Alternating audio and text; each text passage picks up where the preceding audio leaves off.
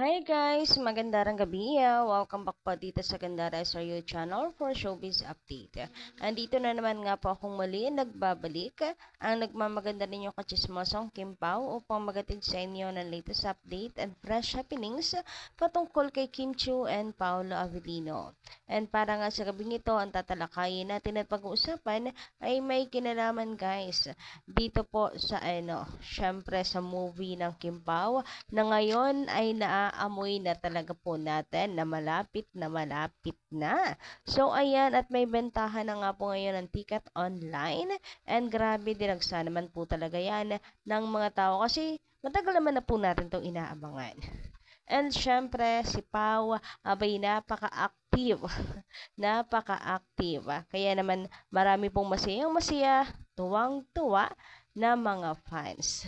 Dami pong buhay na buhay ngayon. Naka-Kimpaw fan natin. Syempre, pagdating sa Kimpaw, napaka-active natin lahat.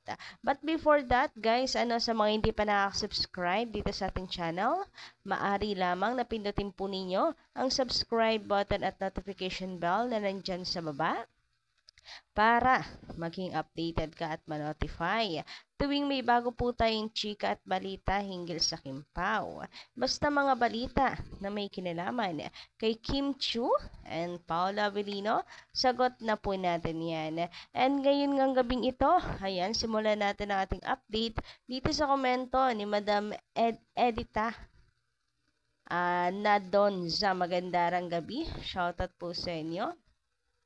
Good evening, Miss Gendara. Heto na ang Kimpaw. Marami ng happy at kinilig. Iba sila, no? Totoo. Iba po talaga ang Kimpaw. Iba yung saya kasi na naibibigay nila. Iba yung energy na nabibigay nila. Totoo. Even our energy talaga naman pong nabuboost.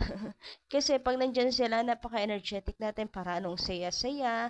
May gana ba tayo? Pero kapag walang update sa Kimpaw, ang lungkot, lantotay. Hindi sanay ang mga person. Kaya naman, iba talaga ang Kimpaw. Nabuboost nila energy natin, yung sigla natin, di ba? Sobrang saya natin. Yung chemistry ng Kimpaw, undenying po talaga kasi. Anyway, sabi pa dito, very sweet. Bongga siya, day. Bagay na bagay sila. Naku, sa true kayo dyan. Actually, sa ngayon, parang magkamukha na nga po si Kim and Paolo. Nagiging magkamukha na sila dahil lagi silang magkasama. And alam nyo, di ba? Siguro naman alam nyo po kasi kayo po ay may mga marami ng pinagdaanan sa buhay. Yung mga gantong kasabihan na kapag magkamukha na daw kayo, kapag magkamukha kayo, ay itinadhana. Huy, grabihan naman talaga. Tapos ang cute pa ng ngipin ng dalawa, parang iisa lang din. Parehas na parehas. And tapos sabi pa nga ni Kimi, parang boy version niya si Paolo. Parang ganun din yung gusto, hilig at gusto ni Paolo kay Kim. Ano lang talaga, shy type lang siya na Kim Chiu. Tapos siya naman yung hyper version. Pero at least, 'di ba, nakita na ni Kimi, nakilala na niya yung boy version niya. Kaya tama po kayo, Madam Edita na Donza.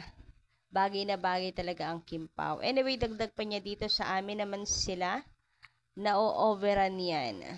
Sa amin naman sila na na Oroben yan. Hopefully, magkapamilya na. They are old enough to settle down. Wish namin yan in God's will. Thank you. Yan ang maganda ko pong narinig, in God's will. Sana po ay well, darating din po sila sa oras na yan kapag alam na po nila na takdang panahon na. Takdang panahon na. Grabehan naman talaga yon. Samantala, sabi naman ni Madam Adelaide Makin, huwag na kayo gawa-gawa ng pera. Family na. Kasi hindi natin hawak ang bukas. Hindi natin alam kung ano ang darating bukas at times, kung ano ang darating bukas at times, di na darating. Ano daw? You have all the means like money, but not all the things can be bought by money. And one thing, you are not getting younger. So, ayun, payo po siguro to sa Kim Pao, no? Well, payo lang naman. Pero ako guys, dilulo ko din na gustong-gusto ko talaga dumating po sa puntong ito ang Kim Pao. Yan naman ang gusto nating lahat, hindi ba? Pero yung to force them, to pressure them, hindi ko yun thing. Tamang imagine lang ako talagang sila po in real life hanggang na mangyayari yan, darating sila sa puntong yan, but not to pressure them. So, wag po natin i-pressure ang Kim Pao. Pero ganyan pa man, wala rin naman nga masama sa pagbibigay ng advices. Pero kapag paulit-ulit na parang isinisink in na talaga natin sa kanila, pinagpipilitan, parang mali na yun. Once is enough para naman ngang makakarating kay Kim and Paolo. Sana po, sana ay nanonood din sila. Anyway, sabi naman ni Madam Elena Fernandez, totoo yan. Mabait si Paolo. Pag ako pa si Kimi, or kung ako pa si Kimi, tapos na. Magpakasal na ako. Grabihan! Madam Elena naman talaga yon.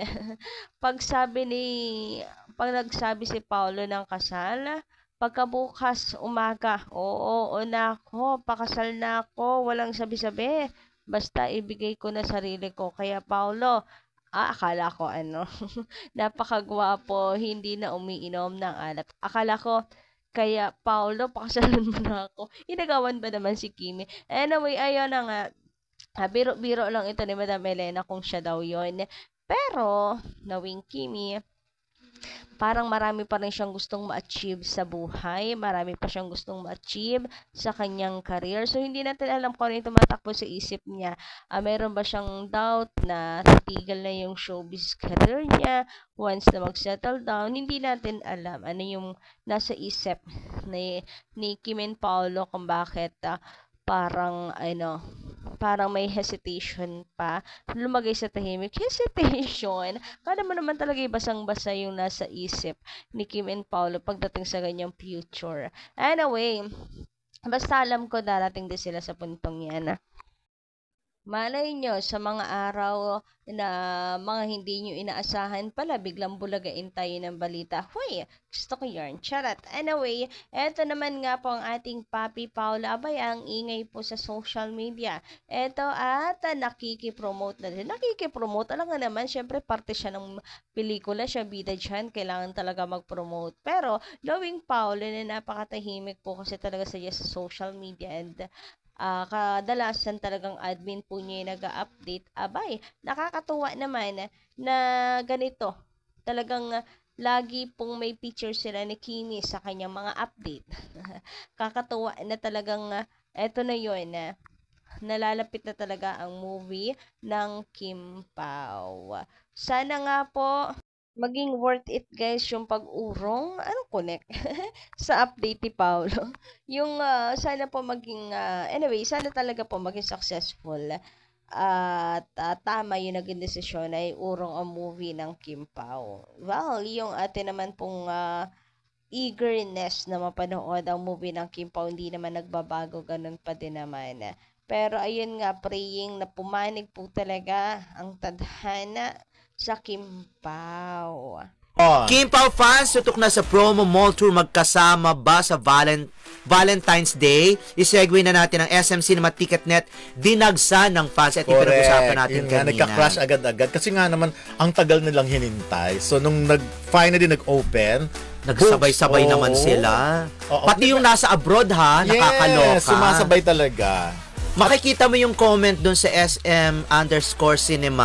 Makita mo yung comment nung naglabas sila ng advice na binuksan na nila yung ticket selling, advance ticket selling. Makikita mo nagrereklamo yung iba. Kasi parang iba nagahang minsan kasi parang nagahang pag nag-crash pag sabay-sabay kayo.